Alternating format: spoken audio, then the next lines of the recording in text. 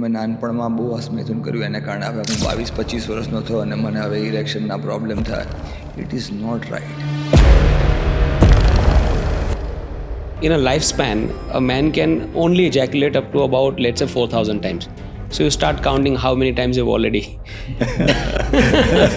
ભગવાને આ સિસ્ટમ એવી બનાવી છે, જેટલું સક્રિય રાખશો ત્યાં સુધી એ ચાલુ રહેશે. Once you stop using it, એ ધીમે ધીમે સેક્સની ફ્રીક્વન્સી બી એવું જ છે કે તમે દિવસમાં 3 વખત સેક્સ કરો કે 3 દિવસે 1 વખત કરો કે 3 મહિને 1 કરો. It is entirely up to you.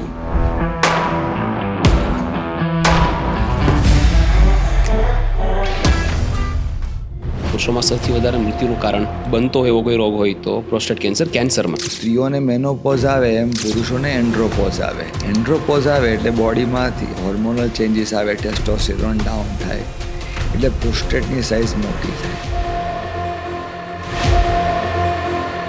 ઘણા બધા લોકોને યુરિન લીકેજ હોય જ છે. યુરિનરી ઇન્કોન્ટિનન્સના ઘણા બધા કારણો હોય. માઇનર ઇન્ફેક્શન, સ્ટોન ફોર્મેશન, સ્નાયુઓની નબળાઈ, બ્રેઇન રિલેટેડ ઇશ્યુઝ હોય જેને યુરિનરી લીકેજ થતું હોય. કેમ સર પથરી કેમ આટલી કોમન છે, એસ્પેશિયલી ગુજરાતમાં? પાણી ઓછું પીવામાં આવે અને ગરમીના વાતાવરણમાં તમે બહુ લાંબો ટાઈમ રહેતા હો. પથરીનું ઓપરેશન ક્યારે કરવું પડે, કયા સંજોગોમાં ઓપરેશન સુધી વાત પહોંચે અને કેવી રીતે હોય? એ છે ને, જે આ લેબર પેઇન હોય ને સ્ત્રીઓને, એનાથી બી વધારે હોય અને કોઈ બી દવા ઇન્જેક્શન આપવા માટે નહીં. અને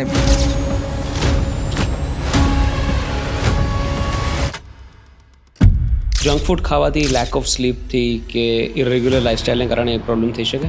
I don't relate food with the erection. If you are sleep deprived, you will not get erection. If you drink alcohol and try to perform, you will not get proper erection. સેક્સની ઈચ્છા ના થાય, આવું બધું થાય. ઘણી બધી દવાઓ તો સોશિયલ મીડિયામાં એની એડ્સ પણ થાય છે. વાયગ્રા અને દેશી દવાઓ પણ એટલી વેચાય છે. એ કેટલું યોગ્ય છે? કપલ માટે આશીર્વાદરૂપ છે, પણ આવું પણ થતું હોય છે લોકોને. નમસ્કાર દોસ્તો, સ્વાગત છે આજના ખૂબ જ ઇમ્પોર્ટન્ટ એપિસોડમાં. મિત્રો, ઇમ્પોર્ટન્ટ એટલા માટે છે કારણ કે આજે આપણે હેલ્થના એક એવા મુદ્દાની વાત કરવાના છે જેના વિશે વાતો થતી જ નથી, બહુ ઓછી થાય છે. જ્યારે આપણે હેલ્થ વિશે વાત કરીએ ત્યારે આપણે કાર્ડિયોલોજિકલ પ્રોબ્લેમ્સ, બીજા કોઈ બીપીના કોઈ પ્રોબ્લેમ હોય, નીના પ્રોબ્લેમ હોય, એના વિશે આપણે બહુ છૂટથી વાતો કરી લેતા હોઈએ ઘરમાં અને બહાર. But as soon as the conversation reaches to urine leakage, incontinence, sexual health કે પ્રોસ્ટેટ કેન્સર, આ બધી વાતો આવે ત્યારે અચાનકથી લોકો ચૂપ થઈ જાય છે. એની વાતો નથી થતી. એક સ્ટિગ્મા અટેચ થઈ જાય છે, એક ટેબુ બની જાય છે, જેના વિશે લોકો ઘરમાં પણ વાત કરતા શરમાય છે. ઘરમાં તો ચલો ડૉક્ટર સાથે પણ વાત કરતા થોડા શરમાય છે. તો મિત્રો, આ સ્ટિગ્માને આજે આપણે દૂર કરવાનો છે, આ ટેબુને આજે આપણે દૂર કરવાનો છે. આપણે આજે યુરોલોજીને લગતા જે હેલ્થ પ્રોબ્લેમ્સ છે એના વિશે ખૂબ ડિટેલમાં ચર્ચા કરવાની છે અને આ વાતો કરવા માટે આપણી સાથે ઉપસ્થિત છે doctor Darshan Shah, one of the most known urologist and surgeon with more than 20 years of experience. He's been trained in New York અને કેડી હોસ્પિટલમાં ઘણા સમયથી કન્સલ્ટિંગ યુરોલોજિસ્ટ અને સર્જન તરીકે પોતાની ભૂમિકા નિભાવે છે. આજે સર પાસેથી આપણે ઘણું બધું જાણવાનું છે. આઈ એમ શ્યોર બધાના ઘરમાં કંઈ ને કંઈ ઇસ્યુ હોય જ છે પણ ડિસ્કસ થતા નથી. તો આ પોડકાસ્ટમાંથી આપણને ઘણું બધું જાણવા મળશે. ચલો શરૂઆત કરીએ. મારી ઈચ્છા છે કે તમે આ પોડકાસ્ટ આખો જુઓ. Sir, welcome to the Jay Thaleshwar show. Thank you for having me. Pleasure is all mine sir. Sir, આપણે ત્યાંથી શરૂઆત કરીએ કે કઈ કન્ડિશનમાં લોકો યુરોલોજિસ્ટ પાસે આવે કે આવવું જોઈએ, ત્યાંથી આપણે શરૂઆત કરીએ અને ત્યાર પછી બીજા બધા ક્વેશ્ચન્સ પર જઈએ. Any problem pertaining to urinary issues, like હું કાયમ મારા પેશન્ટ્સના ફ્રેન્ડ્સને કે ફેમિલીને કહેતો હોઉં છું કે નાભીથી નીચેનું કંઈ બી ઇશ્યુ ચાલે તો એક વખત યુરોલોજી કે ગાયનેકોલોજીની સલાહ લઈ લો. પુરુષોને વધારે યુરોલોજિકલ ઇશ્યુઝ હોય છે, સ્ત્રીઓમાં ગાયનેક બી ઇશ્યુ, પ્રી મેનોપોઝલ ને ગાયનેક ઇશ્યુ વધારે હોય અને મેનોપોઝ પછીથી યુરોલોજિકલ ઇશ્યુઝ વધારે હોય છે. એટલે આફ્ટર 45 કોઈ બી ડ્યુટીથી નીચેનો પ્રોબ્લેમ હોય તો urologist is the right person to talk to. Right. એટલે બીજા કોઈ ઉપચારો કરવા કરતાં તમે યુરોલોજિસ્ટ પાસે જો લોકો પહોંચી જાય તો એનો પ્રોબ્લેમનું સોલ્યુશન એમને ઝડપથી મળી જશે. હા, 100%. અમારા ઘણા બધા પ્રોબ્લેમ્સ એઝ આઈ સેડ કે એજ રિલેટેડ હોય અને એજ રિલેટેડ પ્રોબ્લેમ્સ લાઈફસ્ટાઈલ ચેન્જીસ કરીએ ને નાના મોટા, એનાથી સોલ્વ થઈ જતા હોય. પણ ઘણી વખત લાઈફસ્ટાઈલ ચેન્જીસ કરવામાં આજે મટશે કાલે મટશે, એમાં ક્યારેક નાની બીમારી મોટું સ્વરૂપ લઈ લે. એટલે હું તો કાયમ એમ કહેતો હોઉં છું કે ડૉક્ટર તમને એક વાત કહી દે, યુરોલોજીસ્ટ કહી દે કે આમાં બહુ ચિંતા ના કરતા, you are going to be just good, તો પછીથી એ પ્રમાણે you follow it. So most of the patient they come to me, અને પછીથી અમે એમ સલાહ આપીએ કે બાકી દવાની બી જરૂર નથી, આટલું કહેજો, પાણી આ પ્રમાણે પીજો, સાંજે મોડું વધારે પાણી પીતા નહીં, કે તીખું તળેલું ના લેતા, અને they are all write with their symptoms. એટલે લાઇફસ્ટાઇલ ચેન્જીસથી ઘણા બધા પ્રોબ્લેમ મટી શકે એવા હોય. એટલે હું તો એમ જ કહું છું કે ભાઈ, નાના મોટા પ્રોબ્લેમ તમે ડિસ્કસ કરી લો ડૉક્ટર સાથે, યુરોલોજીસ્ટ સાથે, અને પછી એક વાત કહી દે ક્લિયર તો ક્લિયર. રાઈટ. સર, આપણે યુરિન લીકેજના પ્રોબ્લેમથી વાતની શરૂઆત કરીએ, વિચ ઇઝ કોલ્ડ યુરિનરી ઇન્કોન્ટિનન્સ, જે એનું મેડિકલ ટર્મ છે. એક અનુમાનના હિસાબથી એવું કહેવાય કે 60 વર્ષ પછી ઘણા બધા લોકોને યુરિન લીકેજ હોય જ છે, રાઈટ? તો એ શું કામ થાય, એ બીમારી શું છે, શું કામ થાય, અને એનું સોલ્યુશન શું? ત્યાંથી આપણે વાતની શરૂઆત કરીએ. અને મને કાંઈ જ ખબર નથી, એવી રીતે સમજાવજો. જયભાઈ, યુરિનરી ઇન્કોન્ટિનન્સ કેવું છે કે સ્ત્રીઓમાં યંગર એજમાં ઘણું કોમન હોય, પણ આફ્ટર ધ એજ ઓફ 50 પુરુષો અને સ્ત્રીઓમાં બંનેમાં કોમન હોય છે. યુરિનરી ઇન્કોન્ટિનન્સના ઘણા બધા કારણો હોય. માઇનર ઇન્ફેક્શન, સ્ટોન ફોર્મેશન, સ્નાયુઓની નબળાઈ, બ્રેઇન રિલેટેડ ઇશ્યુઝ હોય જેને યુરિનરી લીકેજ થતું હોય. યુરિનરી ઇન્કોન્ટિનન્સ છે ને મેઇનલી બે પ્રકારના હોય. એક એને કહેવાય અર્જ ઇન્કોન્ટિનન્સ. અર્જ ઇન્કોન્ટિનન્સ એટલે કેવું કે ઘણામાં આપણે જોયું હોય કે યુરિન લાગે અને બાય ધ ટાઈમ તમે વોશરૂમ સુધી પહોંચો ત્યાં સુધી તમને યુરિન કપડામાં થવા માંડે, અને બાય ધ ટાઈમ વોશરૂમ તમે દરવાજો ખોલો ત્યાં સુધી તો બધો યુરિન થઈ ગયો હોય. એને અર્જ ઇન્કોન્ટિનન્સ કહેવાય. અર્જ થઈ, યુરિન લાગી અને પહોંચી ના શક્યા. અચ્છા, આવું પણ થતું હોય છે લોકોને? હા, મોટા ભાગના આફ્ટર ધ એજ ઓફ 50 જે ઇન્કોન્ટિનન્સ હોય છે, લીકેજ હોય છે, પુરુષોમાં અને સ્ત્રીઓમાં. પુરુષોને પ્રોસ્ટેટને કારણે અને સ્ત્રીઓને મેનોપોઝને કારણે આ પ્રોબ્લેમ બહુ કોમન હોય છે. બીજું છે ઇન્કોન્ટિનન્સ, એ સ્ટ્રેસ ઇન્કોન્ટિનન્સ કહેવાય. ખાંસી આવે, છીંક આવે, માન લો ગાડીમાં જઈએ છીએ ને એક બમ્પ આવી ગયો અને યુરિન થોડો નીકળી જાય. આ યંગર એજ ગ્રુપમાં બહુ કોમન હોય છે, પર્ટિક્યુલરલી આફ્ટર વજાઇનલ ડિલિવરી. ઘણા લોકોને કોઈ નાના મોટા ઓપરેશન પછી, લાઈક શું કહેવાય, યુટ્રસનું ઓપરેશન કરાવડાવ્યું હોય, પથરીના ઓપરેશન કરાવ્યા હોય, એના પછી આવા ઇન્કોન્ટિનન્સ લીકેજના પ્રોબ્લેમ ચાલુ થતા હોય છે. આ બધા જ ઇન્કોન્ટિનન્સ ઘણી વખત કોમન મિક્સ ઇન્કોન્ટિનન્સ. ઘણાને આપણે ક્યારેક પૂછીએ તો કે મને ઉધરસ આવે તો બી નીકળી જાય છે, અને અર્જ આવે તો બી નીકળી જાય છે. એટલે મિક્સ ઇન્કોન્ટિનન્સ બી ઘણાને હોય. એટલે ઇન્કોન્ટિનન્સના ઘણા બધા પ્રકાર છે, અને ઇન્કોન્ટિનન્સ મોટા ભાગના ઇન્કોન્ટિનન્સ સામાન્ય તપાસ, યુરિનની તપાસ કરાવી, નોર્મલ સોનોગ્રાફી કરાવી, અને બધું નોર્મલ હોય તો મેડિકલ માઇનર દવાઓ અથવા તો લાઇફસ્ટાઇલ ચેન્જીસથી બધું મટી જાય. હવે હું અર્જ ઇન્કોન્ટિનન્સની વાત કરું કે યુરિન ઘણાએ જોયું હશે કે ભાઈ બહારથી આવ્યા અને ઘરનો દરવાજો ખોલીએ ત્યાં સુધી એટલી બધું યુરિન લાગી જાય, બહાર કંઈ ખબર જ ના પડે, દરવાજા સુધી પહોંચીએ એટલે એટલો બધો યુરિન લાગે કે વોશરૂમ સુધી પહોંચી ના શકો. યુરિન લાગવાની ઈચ્છા થઈ, ટીવી જોઈએ છે શાંતિથી, અને જેવી યુરિનની ઈચ્છા થઈ, ઊભા થઈ અને વોશરૂમ સુધી પહોંચે તો યુરિન થઈ જાય. આ થવાનું મેઇન કારણ પેશાબની જે થેલીનો જે સ્નાયુ હોય ને એને બ્રેઇનમાંથી જે સિગ્નલ ઇનએપ્રોપ્રિએટ મળે. Menopause one of the reason. Prostatic obstruction, પુરુષોને પ્રોસ્ટેટની ગાંઠ જે દરેક પુરુષોને હોય, જે વીર્ય બનાવવાનું કામ કરે, એ એજ રિલેટેડ મોટી થાય અને એને કારણે બી બ્લેડર ડિસફંક્શન થાય. પેશાબની થેલીનું ડિસફંક્શન થાય તો આવું યુરિનરી અર્જન્સી અને અર્જ ઇન્કોન્ટિનન્સ થાય. આવા સંજોગોમાં નોર્મલ એમ જોતા હોઈએ કે ભાઈ પથરી નથી ને યુરિનમાં ઇન્ફેક્શન નથી ને બધું નોર્મલ હોય, તો એનો અર્થ એમ કે આ બધું એજ રિલેટેડ છે, અને માઇનર દવાઓ આપીએ કે ભાઈ દિવસમાં એક ગોળી લેજો ને, અને દે બીકમ એબ્સોલ્યુટલી ડ્રાય, સાવ જ મટી જાય. એકલી દવાઓ નહીં, ઘણાઓ એને એવું નથી હોતું કે આ દવાઓ લાઈફ લોંગ લેવાની હોય. દવાઓ અમે શરૂ કરીએ પણ પછી પેશન્ટ્સને લાઈફસ્ટાઈલ મોડિફિકેશન શીખવાડીએ, જેવા કે અમે એમ કહીએ કે ભાઈ પાણી બહુ ના પીતા, પાણી નોર્મલ પીજો, પાણી પીશો તો વધારે યુરિન લાગશે. પછી અમે એમ કહીએ કે ભાઈ તમે દર 2 કલાકે બાય ક્લોક યુરિન કરી આવો, એને કહેવાય ટાઈમ વોઇડિંગ. ટાઈમ વોઇડિંગ જે કરે કે એને યુરિનની સેન્સેશન આવે પહેલાં એ પોતે યુરિન કરી આવે, એટલે યુરિન લીકેજ જ ના થાય, ધ બ્લેડર રિમેન્સ એમ્પ્ટી. અને મરચું તેલ, બ્લેડર ઇરિટન્ટ્સ, ઘણી વખત વધારે ચા, કોફી, મરચું તેલવાળું ખોરાક લઈએ તો બ્લેડર ઇરિટન્ટ દરેકને, આપણને બી મરચુંવાળું ખોરાક લઈએ તો યુરિનમાં સહેજ બળતરા જેવું લાગે, ગરમ યુરિન આવે એવું લાગે. તો મરચું તેલ ઓછા કરવાના કહીએ, ચા કોફી સાંજના ટાઈમે ઓછું કરવાની કહીએ, અને આ ઇન્કોન્ટિનન્સ સંપૂર્ણ મટી જાય. અને ગ્રેજ્યુઅલી અમે દવાઓ બંધ કરી દઈએ અને પોતે લાઈફસ્ટાઈલ ચેન્જીસને કારણે યુરિનનો લીકેજનો કંટ્રોલ પેશન્ટે પોતે લઈ લીધો હોય. They remain dry then. Yeah, they remain dry. They try to adjust themselves in the newer environment. કે ભાઈ 50 વર્ષ પછી બોડીમાં જે ચેન્જીસ આવ્યા એ નાના બાળક કેવા કે કપડામાં યુરિન કરી દે, પછી બ્લેડર ટ્રેનિંગ થાય, પછી ક્યારેય ના કરે. Right. This is one type of a bladder training. Right. 50 વર્ષ પછી જે હોર્મોનલ ચેન્જીસ આવ્યા હોય એમના કારણે જે બ્લેડર ડિસફંક્શન થયા હોય એને નવી બ્લેડર ટ્રેનિંગ આપી અને પછી દે બીકમ ડ્રાય અગેન. બરાબર. એ વાત થઈ આપણે અર્જ ઇન્કોન્ટિનન્સની. રાઈટ. દવાઓ ગોળીઓ તો છે જ, પછી ઘણી વખત અમે વધારે પડતી દવાઓ ગોળીઓ છતાં બી એ લોકોને અર્જન્સી ઇન ઇન્કોન્ટિનન્સ હોય તો પેશાબની થેલીમાં બોટોક્સ ઇન્જેક્શન ને એવા બધા બી ઘણા બધા ઉપાયો છે કે જેને કારણે આ સંપૂર્ણ મટી જાય. બરાબર.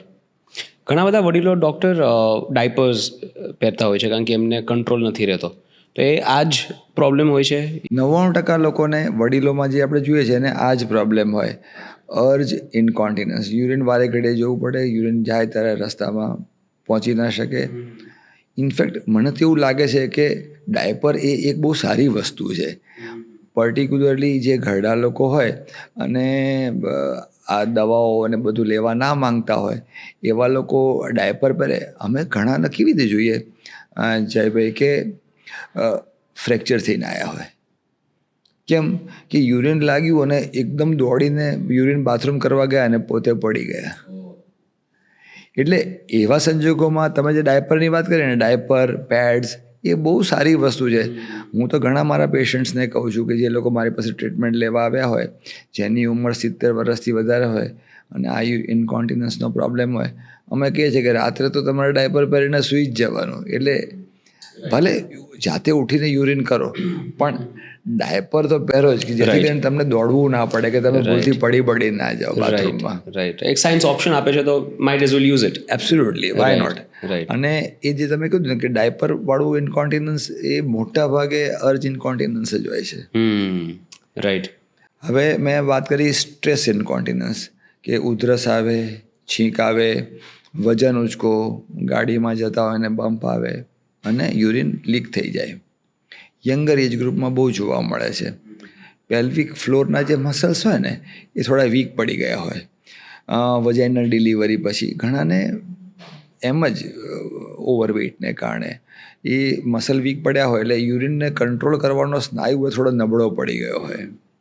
એટલે આમ ડે ટુ ડે લાઈફમાં કંઈ બહુ વાંધો ના આવે, યુરિન તમે કરી લો, પણ જ્યારે ખાંસી જોરથી આવે, છીંક આવે ત્યારે થોડો યુરિન અંડરગાર્મેન્ટમાં થઈ જાય. યંગર પેશન્ટ જે લોકો આવી તે અમારા ઘણા પેશન્ટ કહે કે હું જીમમાં જાઉં છું ને મને યુરિન થઈ જાય. મેં હમણાં જ 2 દિવસ પહેલાં જ એક વિડીયો જોયો કે કોઈ એક્સરસાઇઝ કરતા હતા અને સ્કોટ મતલબ વેઇટેડ સ્કોટ કરતા હતા, તો સ્કોટ કરતી વખતે well she was trying to push up she could not control. એટલે આઈ વોઝ શોક્ડ કે આવું પણ થઈ શકે. This is very typical in young patients કે સ્ટ્રેસ ઇન્કોન્ટિનન્સ. તો એ સ્નાયુ જે કંટ્રોલ કરવાનો જેને સ્ફિંક્ટર કહેવાય, યુરિનરી સ્ફિંક્ટર લૂઝ પડી ગયો હોય અને એ ટાઈટ કરવો પડે. હવે સ્ટ્રેસ ઇન્કોન્ટિનન્સ જે આપણે વાત કરીને એનો કોઈ દવાઓ નથી, એના એક જ ઉપાય છે, એ એક નાનું ઓપરેશન આવે, એને કહેવાય સ્લિંગ સર્જરી, પ્યુબો વજાઇનલ સ્લિંગ ઓર મિડ યુરેથ્રલ સ્લિંગ. સ્લિંગ શું છે? વર્ષો સુધી આના માટે ઘણા બધા ઓપરેશનો શોધાયા અને ઘણા બધા પ્રયોગો થયા, પણ 1997માં એક સ્વીડિશ ડૉક્ટરે આ સ્લિંગની શોધ કરી. એનું નામ છે લુડવિક કરીને. તો એણે શું કર્યું કે પેશાબની જે નળી હોય ને એને નીચે એક આવી જાળી મૂકી દીધી, આટલો જ ટુકડો, 5-6 સેન્ટીમીટરનો ટુકડો મૂકી દીધો. અને એ મૂકવાથી જાળી એટલે પેલી જે આપણે હર્નિયાના ઓપરેશનમાં ખબર તમે સાંભળ્યું છે જાળી મૂકીએ, સેમ પ્રોલિનની જાળી મૂકી. એ કરવાથી પેશન્ટ્સને સંપૂર્ણ યુરિનનો કંટ્રોલ આવવાનો ચાલુ થઈ ગયો. વેસ્ટર્ન કન્ટ્રીઝમાં ઓવરવેઇટ, એ લોકોનું જે હોર્મોનલ બંધારણ એવું હોય છે કે જેને કારણે સ્ટ્રેસ ઇન્કોન્ટિનન્સ આપણા ઇન્ડિયા કરતાં વધારે કોમન છે. એટલે એવું કહેવાય કે 50 વર્ષ પછી 70-80% લોકોને નાના મોટા સ્ટ્રેસ ઇન્કોન્ટિનન્સ, ખાંસી ખાય, ઉધરસ થાય નીકળી જાય. અને દે આર યુઝ્યુઅલી એક્ટિવ. એ લોકો ત્યાં આગળ કામ હોમબાઉન્ડ ના હોય, એ લોકો બધા બહાર કામ કરતા હોય, એટલે એ લોકોને આવી રીતે ક્ષોભ થાય, તકલીફ થાય, તો એ લોકો કાયમ દે ગેટ ધીસ ઓપરેશન ડન. અચ્છા, એક વખત ઓપરેશન કરાવો, બીજે જ દિવસથી તમારું યુરિનનું ઇન્કોન્ટિનન્સ લીકેજ બંધ થઈ જાય.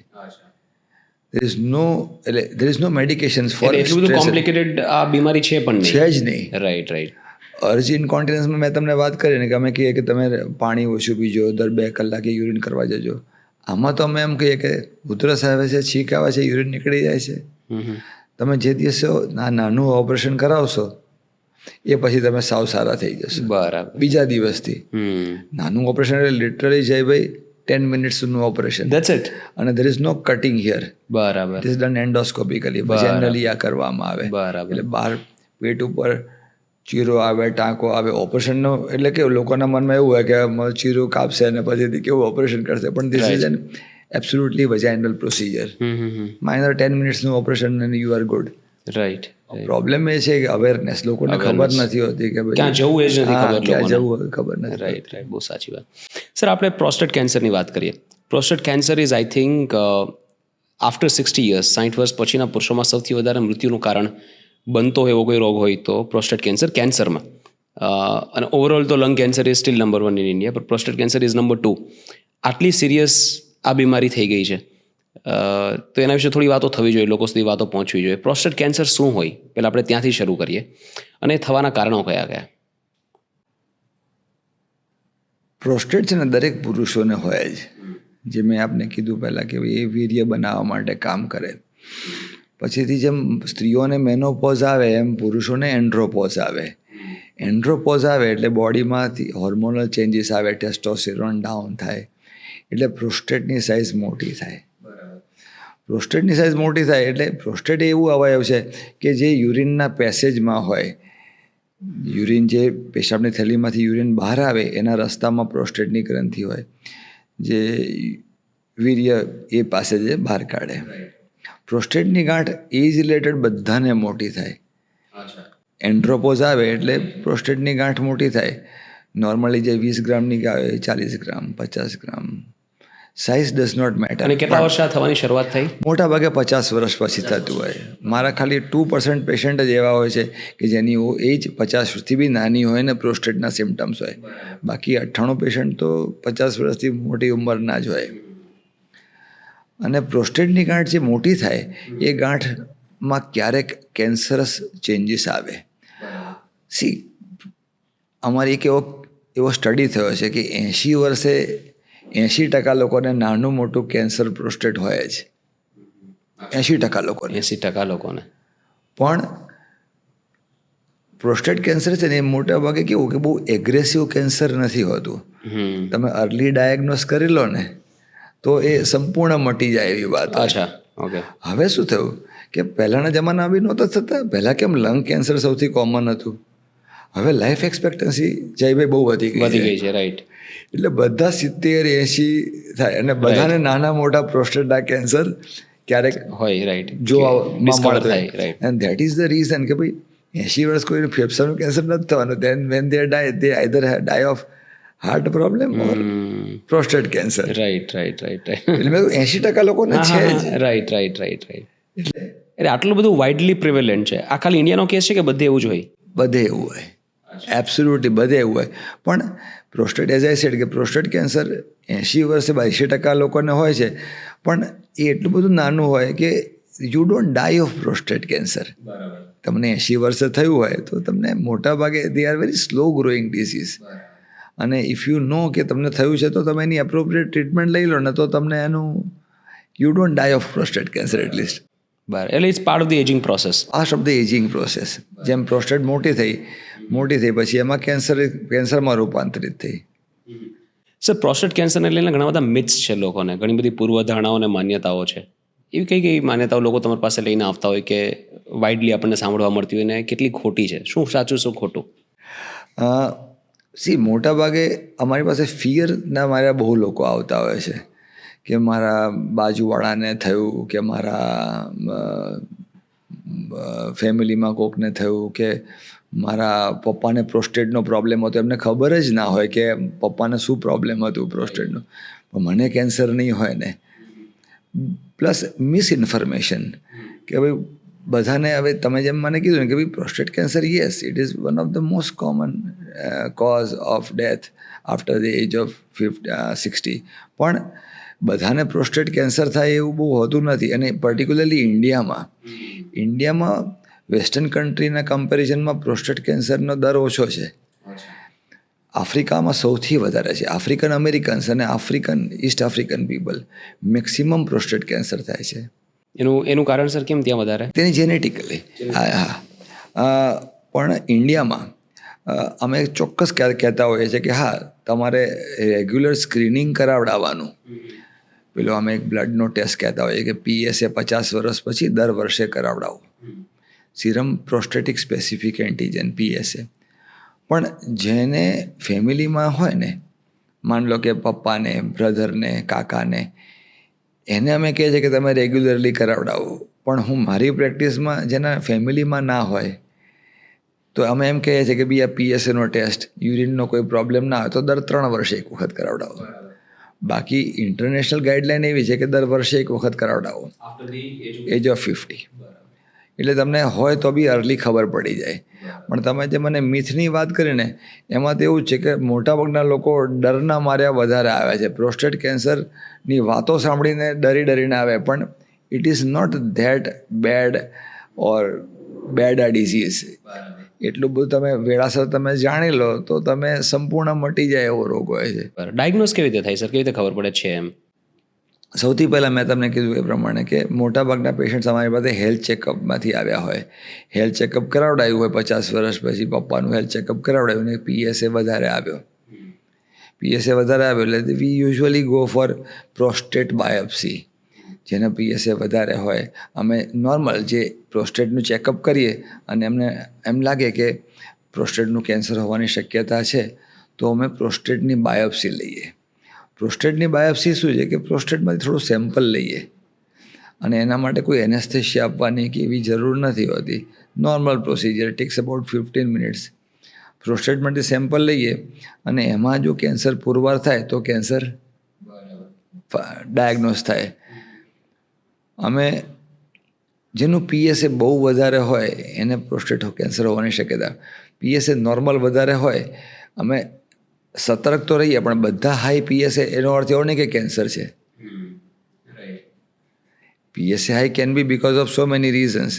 સો વી સિલેક્ટ ધોઝ કેસીસ કે તમને કેન્સર હોવાની શક્યતા નોર્મલ કરતાં વધારે છે, અમે એની બાયોપ્સી લઈએ. બરાબર. અને પછી એનો ઇલાજ માટે સર્જરી? ના, એવું નથી.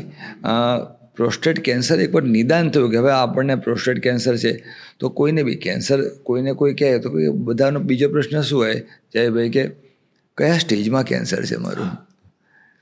એટલે જો પ્રોસ્ટેટનું કેન્સર પ્રોસ્ટેટમાં સીમિત હોય, પ્રોસ્ટેટની બહાર ફેલાયું ના હોય તો surgery is the best option. કે રોબોટિક સર્જરી કે ઓપન ઓપરેશન કરીને પ્રોસ્ટેટ કાઢી નાખો એટલે રોગમુક્ત, બોડીમાંથી પ્રોસ્ટેટ બહાર મૂકી દીધું, રોગને બહાર મૂકી દીધો અને you are good for rest of your life. પણ જે પેશન્ટ્સમાં કેન્સર પ્રોસ્ટેટની ગાંઠમાંથી બહાર ફેલાયું હોય, બહાર ફેલાય, હાડકામાં ફેલાય, લીવર, ફેફસા, ગમે ત્યાં ફેલાઈ શકે. કેન્સરનો રોગ જ એવો છે કે ફેલાવવું. એટલે જ્યારે નિદાન થાય અને ત્યારે એનું સ્ટેજ વધારે હોય તો આવા સંજોગોમાં હોર્મોનલ ટ્રીટમેન્ટ હોય, એટલે ઇન્જેક્શન ટ્રીટમેન્ટ હોય, કિમોથેરાપી હોય, પણ એઝ આઈ સેડ જયભાઈ કે ગમે તેટલું લેટ પકડાયું હોય, પ્રોસ્ટેટ કેન્સરની ટ્રીટમેન્ટ બહુ ઇફેક્ટિવ છે. બરાબર. બીજા બધા કેન્સર જેવું નથી. બીજા બધા કેન્સર જેવું Chances બચવાના બહુ સારા છે. બહુ સારા છે. બરાબર. એટલે કેવું કે તમને સારી નોર્મલ લાઈફસ્ટાઈલ તમે જીવી શકો. રાઈટ. તમે બીજા કોઈને કહો નહીં કે મને આ કેન્સર છે, તો એને ખબર સ્ટેજ 4 નું કેન્સર હોય તો બી વર્ષો સુધી એને ખબર બી ના પડે કે મને સ્ટેજ 4 કેન્સર છે. Right right right. અને અમે એવું બી જોયું છે કે વેરી હાઈ પીએસએ બધી જગ્યાએ ફેલાયેલું કેન્સર, ટ્રીટમેન્ટ ચાલુ કરી અને everything becomes normal within 1 or 2 years. Right right.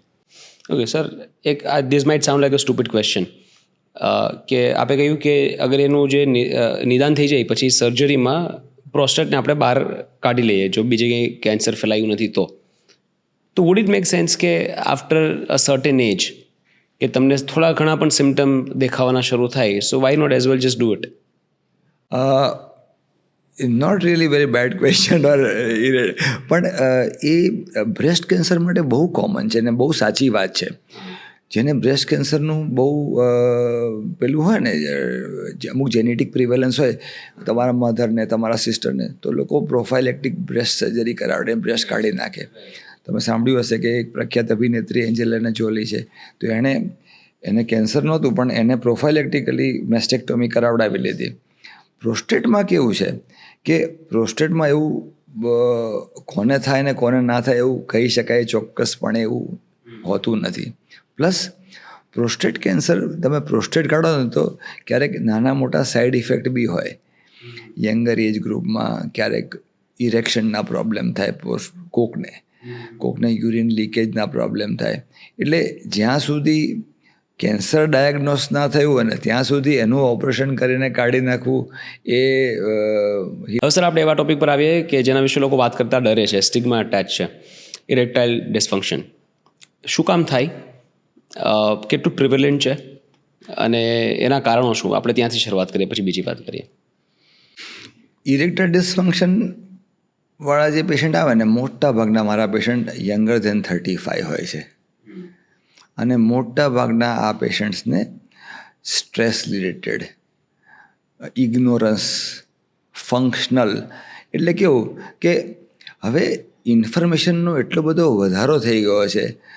લોકોને ઇન્ટરનેટ પર, ChatGPT પર, ગૂગલ પર એટલી બધી ઇન્ફોર્મેશન, અને એનું એ લોકો પોતાની જાતે મિસઇન્ટરપ્રિટેશન કરે અને પછી then they try to put themselves into that scenario કે ભાઈ, અને એને કારણે દે ફીલ કે દે આર નોટ રાઇટ. એને ઇરેક્શનના પ્રોબ્લેમ છે, એને physically they are absolutely normal, પણ સ્ટ્રેસને કારણે ઘણા બધા કામના લોડને કારણે પરફોર્મન્સ એન્ઝાયટી. હવે લોકોને પોર્નોગ્રાફિક મટીરિયલ ને બધું એટલું બધું અવેલેબલ થઈ ગયું, એટલે એ લોકોને કાયમ એમ થાય કે કંઈક આના જેવું જ possible. Humans are not, they are, એ મૂવી છે, એ સાચી વસ્તુ નથી. અને તમે એને એક્ઝેક્ટલી એવું કરી ના શકો આવું બધી વસ્તુ. એટલા માટે દે ફીલ ફિયર, દે ફીલ કે હું પ્રોપર અશક્ત છું, કે હું બીજા જેવો નથી. એને કારણે એ લોકો મનમાં ને મનમાં ઘૂંટાયા કરે કે મને મારામાં પ્રોબ્લેમ છે, મારામાં પ્રોપર શક્તિ નથી. બહુ જ મિસકન્સેપ્શન આપણે ત્યાં પછી કે માસ્ટરબેશન, હસ્તમૈથુન, પછી કે અમે નાનપણમાં બહુ હસ્તમૈથુન કર્યું એને કારણે હવે હું 22-25 વર્ષનો થયો અને મને હવે ઇરેક્શનના પ્રોબ્લેમ થાય. It is not right. એટલે અમારે ખાલી એ લોકોને કહેવું પડે કે તમે હસ્તમૈથુન કર્યું એ તમે કોઈ ખોટું કર્યું જ નથી. જે પુરુષો, સ્ત્રીઓ, પ્રાણીઓ બધામાં એટલું જ કોમન છે, અને એ ફિઝિયોલોજીકલ છે, એ ખોટું નથી, એ પેથોલોજીકલ કે રોગ નથી. સાયકોલોજીકલી લોકોને એવું લાગે કે they feel the guilt of it. Right. અને ઘણી બધી મિસકન્સેપ્શન નથી. ઘણા લોકો કે ભાઈ તમે વીર્યનું એક ટીપું કે 100 ટીપા બ્લડ બરાબર, આ બધી વસ્તુઓ બહુ એટલી બધી કોમન નાનપણમાં લોકોએ મગજમાં નાખી હોય, અને અમને લાગે કે આ સાવ ખોટી વસ્તુ છે. મેં કોઈ પોડકાસ્ટમાં કોઈ તો વાત કરતા હતા, ને ફની થિંગ ઇઝ કે જે વાત કરે છે ડૉક્ટર નથી પાછા, એ વાત કરે છે કે in a life span a main can only ejaculate up to about let's say 4,000 times. So you start counting how many times you already right. હવે આ કેટલો મોટો સ્ટ્રેસ કોઈને નાખી દે. એબ્સોલ્યુટલી. એટલે બધું ખોટું છે. 100% ખોટું છે. ભગવાને આ સિસ્ટમ એવી બનાવી છે કે તમારે દિવસમાં પાંચ વખત જમવું હોય અને તમારે દિવસ 5 વખત ટોયલેટ કરવા જવું હોય, it is up to you. સેક્સની ફ્રીક્વન્સી બી એવું જ છે કે તમે દિવસમાં 3 વખત સેક્સ કરો કે 3 દિવસે 1 વખત કરો કે 3 મહિને 1 કરો, it is entirely up to you. હું તો કાયમ એમ જ કહું છું કે જે અંગ કામ કરતું રહેશે ને, તમારા ગયા પોડકાસ્ટમાં મેં અતિત શર્માનો વિડીયો સાંભળ્યો હતો કે ની જોઈન્ટ કેવી રીતે ના બગડે, કે તમે એને સ્ટ્રેન્થ, એને મજબૂત રાખશો તો નહીં બગડે. મજબૂત એને કામ કરાવડાયા કરશો તો નહીં બગડે. આ બી એવું જ છે કે તમે પેનિસને, પ્રોસ્ટેટને જેટલું સક્રિય રાખશો ત્યાં સુધી એ ચાલુ રહેશે. Once you stop using it, એ ધીમે ધીમે શિથિલ થશે અને બગડશે. એટલે આ બધી વસ્તુઓ ઘણી વખત આપણે કોઈક સાંભળીને એટલું બધું મનમાં લાવીને બેઠા હોઈએ કે અમે પેશન્ટને સમજાવીએ તો બી મગજમાં નથી નીકળતું. સાયકોલોજીકલ છે. હા, કે એવું નથી કે 4000 ટાઈમ જ you can ejaculate, you can ejaculate 4 lakh times. એટલે એવું કંઈ દેર ઇઝ નો નંબર. બીજા કયા રીઝન? એક તો સ્ટ્રેસ થઈ ગયું, સાયકોલોજીકલ રીઝન્સ. બીજા ટોબેકો, સ્મોકિંગ. આપણે ત્યાં યંગર એજમાં ટોબેકો બહુ કોમન થઈ ગયું છે. ટોબેકોને કારણે બી ઇનડિરેક્ટ ઇફેક્ટ ઇરેક્શન પર પડે છે. બીજું આ બધું સાયકોલોજીકલ, જે અમારે તમે જોયું હશે કે depression, bipolar disorders younger age ગ્રુપમાં બહુ કોમન જોવા મળે છે, અને એને કારણે ઇરેક્ટાઇલ ડિસફંક્શન. અને most common performance anxiety. Young છોકરો અમારે ત્યાં આવે અને એ એમ કહે કે મને ઇરેક્શનના પ્રોબ્લેમ છે, એટલે અમે પૂછે તારા લગ્ન ક્યારે છે ભાઈ? એટલે વેન દે આર, એ કે મારા હવે આવતા મહિને લગ્ન છે ને મને આમ, એટલે દે હેવ એન્ઝાયટી. એક જાતની ચિંતા હોય કે હું આ રેસમાં દોડી શકીશ કે નહીં, એમ સમજ્યા? એટલે ઇરેક્શનના ઘણા બધા રીઝન્સ, પેથોલોજીકલ રીઝન્સ હોય કે બોડીમાં હોર્મોન્સ ઓછા થઈ ગયા હોય, અનકન્ટ્રોલ થાઇરોઇડ, અનકન્ટ્રોલ ડાયાબિટીસ, આવા બધા પ્રોબ્લેમને બી. પણ યંગર એજ ગ્રુપમાં જે મોસ્ટ કોમન મારા પેશન્ટ છે સાયકોલોજીકલ, એ લોકોમાં સાયકોલોજીકલ વધારે પ્રોબ્લેમ હોય. સર, જંક ફૂડ ખાવાથી, લેક ઓફ સ્લીપથી કે ઇરેગ્યુલર લાઇફસ્ટાઇલને કારણે એ પ્રોબ્લેમ થઈ શકે? Absolutely. I don't relate food with the erection, but yes, erratic lifestyle અને sleep patterns. If you are sleep deprived, you will not get erection, proper erection. If you drink alcohol and try to perform, you will not get proper erection. Drugs એટલું બધું વધી ગયું છે કે જે બ્રેઇને જે hormones erection માટે મોકલ્યા હોય એ આ દવાઓને, આલ્કોહોલને કારણે પ્રોપર જગ્યાએ પહોંચી જ નથી શકતા ટાઈમસર, અને you get erectile dysfunction. So yes, તમે જે મને કીધું એ પ્રમાણે કે lifestyle has lot of things to do with erection. Food, ઘણા લોકો એમ કહે છે કે અમુક જાતનું ફૂડ વધારે સારું ને અમુક જાતનું ફૂડ ઓછું સારું, પણ there is no definite evidence related. એવું છે નહીં કે ભાઈ તમે મરચુંવાળું ખાધું તો નહીં થાય કે આ ખાધું તો વધારે થશે, એવું છે નહીં. What about slightly older patients of erectile dysfunction who are in their mid-40s or early 50s? So they are second most common group. જે લોકોને યુઝ્યુઅલી ફંક્શનલ નથી હોતું, એ લોકોને ફેમિલી કમ્પ્લીટ હોય, એ લોકોને સારી સેક્સ્યુઅલ લાઈફ એન્જોય કરી ચૂક્યા હો, અને then they suddenly come to us કે ભાઈ મને ઇરેક્શનના પ્રોબ્લેમ, હવે હું 45 વર્ષે મને આવું થાય છે કે ઇટ ઇઝ નોટ પોસિબલ કે આવું ન. એ લોકોને યુઝ્યુઅલી અનકન્ટ્રોલ શુગર, એ લોકોને અમારે હોર્મોનલ ઇવેલ્યુએશન કરવું પડે. મેં આપને કીધું એ પ્રમાણે કે ટેસ્ટોસ્ટેરોન હોર્મોન એ બોડીમાં દાઢી, મૂછ, હેર ગ્રોથ બધી જગ્યાએ, અને ઇરેક્શન માટે બહુ મોટી જવાબદારી. ટેસ્ટોસ્ટેરોન હોર્મોન કોઈ કારણસર ડાઉન થાય તો ઇરેક્શનના પ્રોબ્લેમ થાય, સેક્સની ઈચ્છા ના થાય, આવું બધું થાય. અને જે આપણે કીધું કે ભાઈ after the age of 40-45 usually એ લોકોને હોર્મોનલ ડિપ્રેવેશન, હોર્મોન્સને કારણે, સ્ટ્રેસને કારણે, અનકન્ટ્રોલ શુગરને કારણે આ બધું થતું હોય છે, ઇરેક્ટાઇલ ડિસફંક્શન થતા હોય છે. અને આવા erectile dysfunction are easily treatable. We find out કે વોટ ઇઝ ધ કોઝ. પેલો અમારા એક પેશન્ટ આવ્યા હતા લાસ્ટ વીક, એનું average sugar was 400, HbA1c was 13. એટલે જે પેલું એવરેજ ના કે એવરેજ 13 હતું, ને પછી કે મને હવે એને એની ચિંતા નથી, ઇરેક્શનનો પ્રોબ્લેમ હતું. એટલે મેં કહ્યું તું આ એક શુગર કંટ્રોલ કરી લઈશ તો તને મટી જશે. રાઈટ. સર, ઘણા લોકો દવાઓ લેતા હોય અલગ અલગ પ્રકારની, ઘણી બધી દવાઓ તો સોશિયલ મીડિયામાં એની એડ્સ પણ થાય છે, વાયગ્રા અને બીજી ઘણી બધી દેશી દવાઓ પણ એટલી વેચાય છે. એ કેટલું યોગ્ય છે? સહેજ બી યોગ્ય નથી.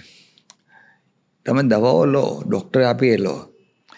હું તમને અજયભાઈ કહું કે એક બહુ મોટો સ્ટડી થયો છે કે આફ્ટર ધ એજ ઓફ 40, જે આપણે એની ચર્ચા કરીએ છીએ, એમાં જેને ઇરેક્ટાઇલ ડિસફંક્શન હોય ને એને અમે એમ કહેતા હોઈએ છીએ કે તમે તમારું હાર્ટ પહેલાં ચેક કરાવડાવો.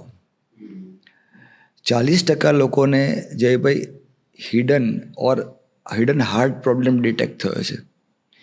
ઇરેક્શનનો પ્રોબ્લેમ કેમ થયો કે જે પેનિસમાં ઇન્દ્રિયમાં જે બ્લડ લઈ જતી નસ હતી એ પાતળી પડી ગઈ, એમાં કેલ્શિયમ જામ થઈ ગયું. એ કેલ્શિયમ એ લોકોને હાર્ટમાં બી મળે છે. બરાબર. હવે એ લોકોને કોરોનરી આર્ટરી ડિઝીઝ સાથે સાથે હોય છે, અને હું એ લોકોને વાયાગ્રા આપી દઉં તો એ લોકોને એટેક આવી જશે. એટલે માટે જે 40 પછી મારી પાસે પેશન્ટ્સ આવે છે એને તો એમ કહું છું કે મારી દવા પહેલાં તમે કાર્ડિયોગ્રામ કરાવી લો કે હાર્ટનું કંઈ નથી ને, પછી મારી દવા બિંદાસ લેજો. એટલે ઓવર ધ કાઉન્ટર દવાઓ લેવી એ બહુ જ ડેન્જરસ પુરવાર થઈ શકે. અચ્છા, જેને હાર્ટનો પ્રોબ્લેમ હોય એ લોકો વાયાગ્રા લે તો હાર્ટનો પ્રોબ્લેમ વધી શકે. એટલે ઓવર ધ કાઉન્ટર દવાઓ લેતા પહેલાં બહુ ચેતવા જેવી વસ્તુ છે. આ ડૉક્ટર એક વખત પ્રિસ્ક્રાઇબ કરે પછી મેડિકેશન્સ આર વેરી ઇફેક્ટિવ. વાયાગ્રા અને બધું એની માઇનર સાઇડ ઇફેક્ટ્સ હોય છે, પણ otherwise they are very effective. અને એ કપલ માટે આશીર્વાદરૂપ છે, પણ નોટ ઓવર ધ કાઉન્ટર. ગમે તે લઈ લીધું એ ગડબડ થઈ શકે. ભણેલા લોકો પણ આ ભૂલો કરતા હશે.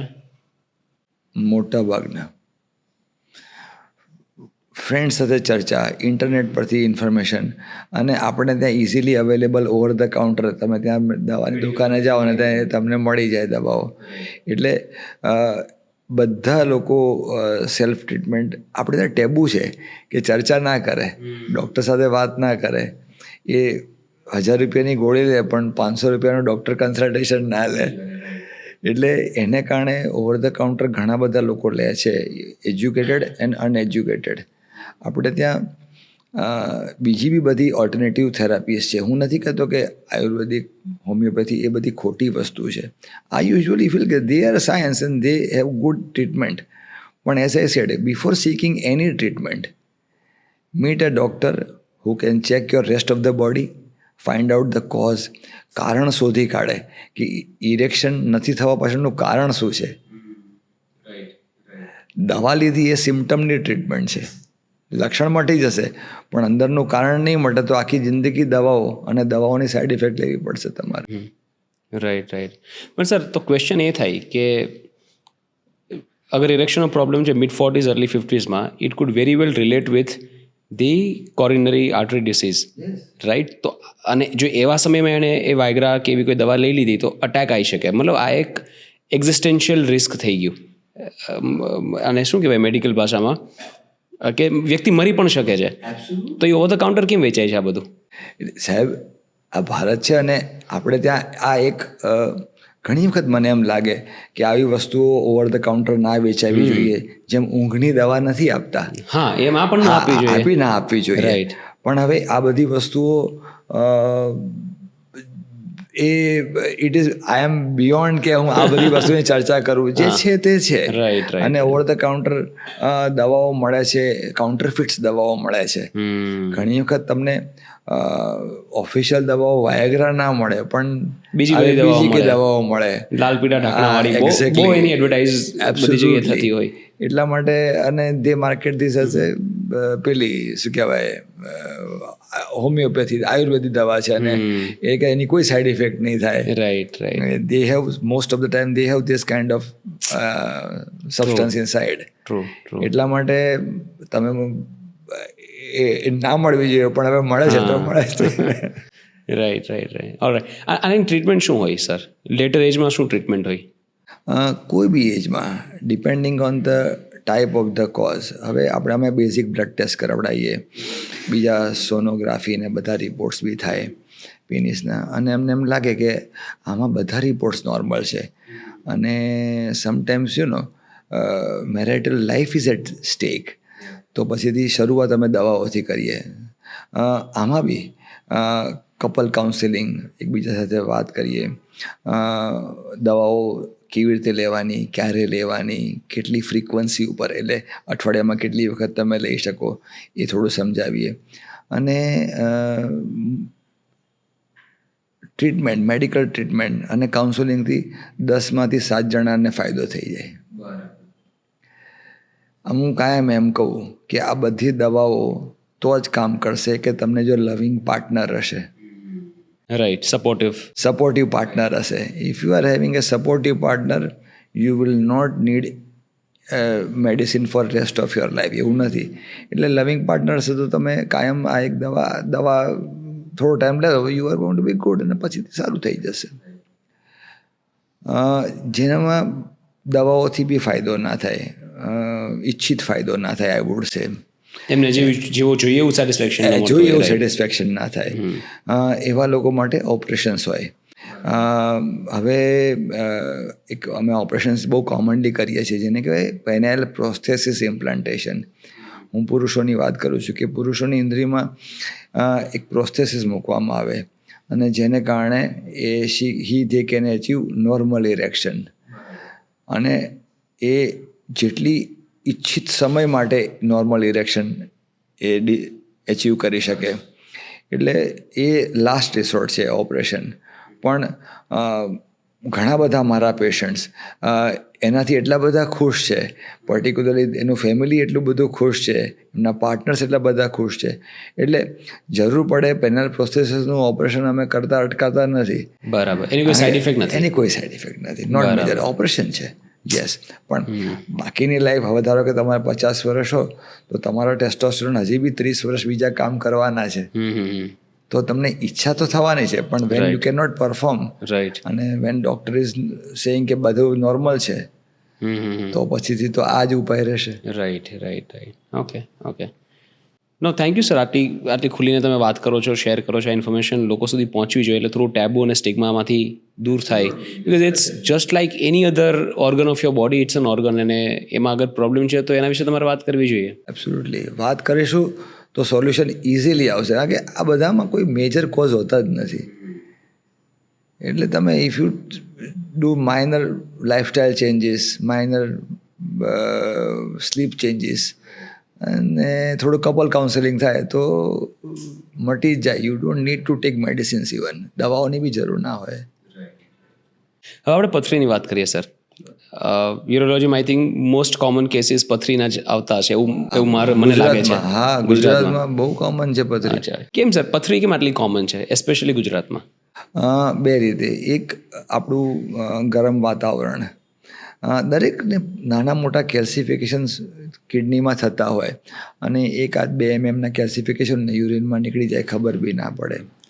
પણ પાણી ઓછું પીવામાં આવે અને ગરમીના વાતાવરણમાં તમે બહુ લાંબો ટાઈમ રહેતા હો તો આ જે 2 મિલીમીટર કેલ્સિફિકેશન થોડા મોટા થઈ જાય, 4 મિલીમીટર, 5 મિલીમીટર, અને ત્યારે આ પથરી પ્રોબ્લેમ કરવાની શરૂ થાય. હા, દુખાવો આપે, યુરિનમાં બ્લડ આવે, ક્યારેક ઇન્ફેક્શન થઈ જાય. એટલે આપણી બોડીનો કોઠો બી એવો છે આપણા ગુજરાતીઓનો કે બહુ કોમનલી અમે પથરી જોઈએ છીએ. અને તમે એ જ પથરી સાઉથ ઇન્ડિયામાં જાઓ તો બહુ જ ઓછી જોવા મળે. અરે સાઉથ ઇન્ડિયામાં લોકો પથરીના ઓપરેશન શીખવા ગુજરાત આવે છે, એટલી ત્યાં આગળ એટલા ઓપરેશન થતા જ નથી. અને આપણે ત્યાં દિવસમાં 4-5 ઓપરેશન પથરીના જ હોય. એટલે એટલા બધું આપણે ત્યાં કોમન છે. એ આપણી વેધર, ગરમ વેધર, અને આપણી થોડીક ફૂડ હેબિટ અને થોડી આવી લિક્વિડ ઓછું લેવાની હેબિટ. પાણીનો કોઈ રોલ હોઈ શકે સર, કે અહીંયાનું પાણી એવું છે જેના કારણે પથ્થર ડેવલપ થાય, એવું કોઈ શક્યતા ખરી? ના, સાચે ઘણા લોકો મને એમ પૂછે કે ભાઈ આ પાણી વધારે પીશો તો હવે પથરી નહીં થાય. It is not so.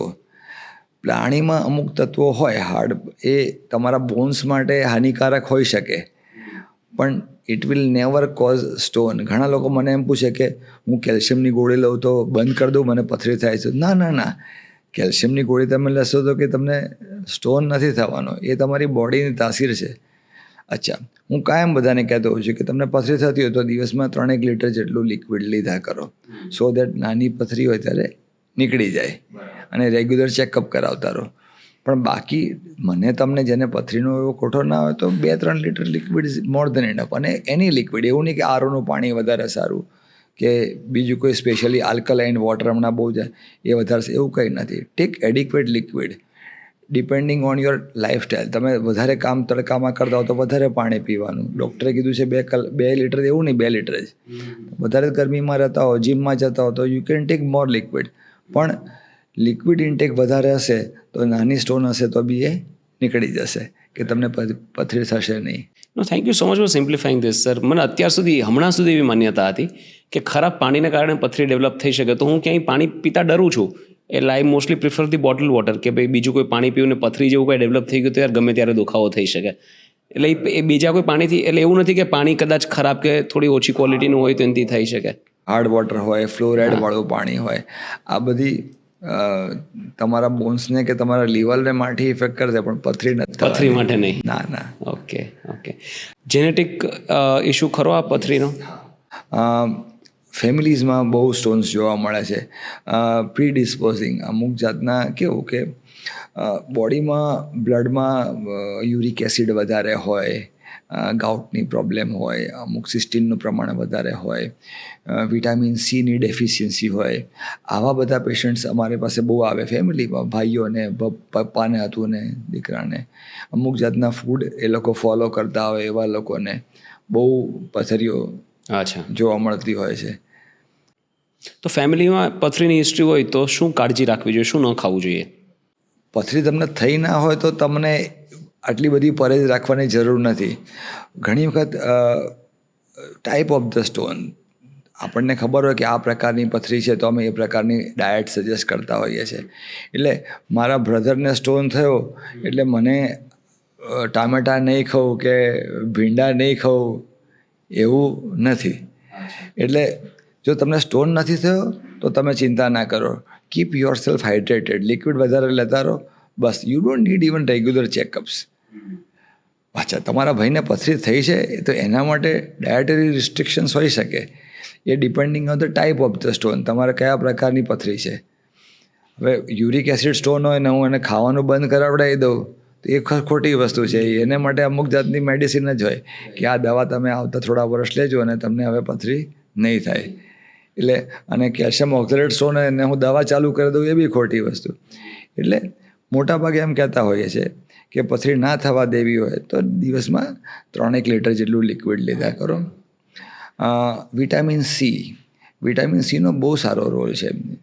Calcium ઓક્ઝલેટને bind નથી થવા દેતી. જે કેલ્શિયમ ઓક્ઝલેટ સ્ટોન જે આપણે મોટા ભાગને જોવા મળે ને, એટલે કેલ્શિયમ ઓક્ઝલેટ સ્ટોનથી બચવું હોય અને જો રેગ્યુલર વિટામિન સી તમે કન્ઝમ્પશન લેશો તો તમને કેલ્શિયમ ઓક્ઝલેટ સ્ટોન થવાની શક્યતા લગભગ નહીવત થઈ જશે. સો વિટામિન સી એ કોઈ બી લીંબુમાંથી, આમળામાંથી કે કોઈ બી ફ્રૂટમાંથી તમને મળી જાય. You don't have to take medicines for vitamin C. એટલે આ બધી ઘરગથ્થુ ઇલાજ છે કે તમે લિક્વિડ ઇન્ટેક વધારે લો, વિટામિન સીનું કન્ઝમ્પશન રાખો, ગ્રીન વેજીટેબલ્સ લો.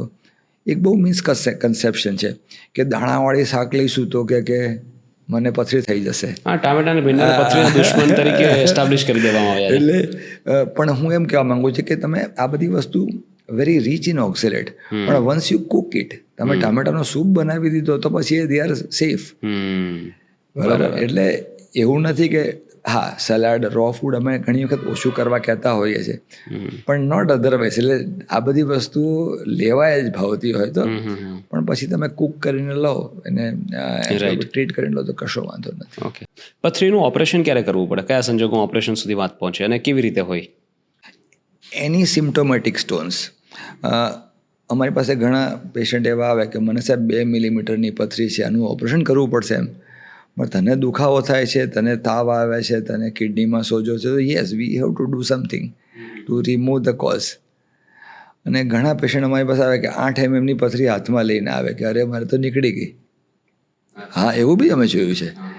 એટલે યસ, જે પેશન્ટ સિમ્ટમ્સ હોય, લક્ષણો, પેઇન, ફીવર, વોમિટિંગ, અને પથરીનું પેઇન કેવું હોય, ઘણી વખત કહે કે એ છે ને જે આ લેબર પેઇન હોય ને સ્ત્રીઓને એનાથી બી વધારે હોય, અને કોઈ બી દવા ઇન્જેક્શન આપવા માટે નહીં, અને people are tossing in the bed, એટલે આમ કૂદકા જ મારતા હોય, આમ કેટલી 2-3 ઇન્જેક્શન તો લઈ ચૂક્યા હોય અને પછી મારી સુધી પહોંચ્યા હોય. એટલે અને આપણે સીટી સ્કેન કે સોનોગ્રાફી કરીએ તો કે 5 mm ની પથરી છે. So that stone needs to be treated by some immediately. હવે મોટા ભાગે કેવું કે હું જે ભાઈ બધાને ઓપ્શન આપું છું, once they are pain free, એકવાર તમે પેઇન ફ્રી કરી નાખીએ પછી અમે ઓપ્શન આપીએ કે તમારી પથરી મોટી છે ને તમારે કઢાવવી પડશે, તોડાવવી પડશે, દૂરબીનથી કઢાવવી પડશે, કે તમે રાહ બી જોઈ શકો. ઘણા પેશન્ટ્સ જે નાની પથરી હોય અને પેઇન ના થતું હોય તો અમને કે આમાં રાહ જોવે. હા, why not? If you are not having symptoms you can wait. તમને કિડનીમાં સોજો નથી તો યુ કેન વેઇટ.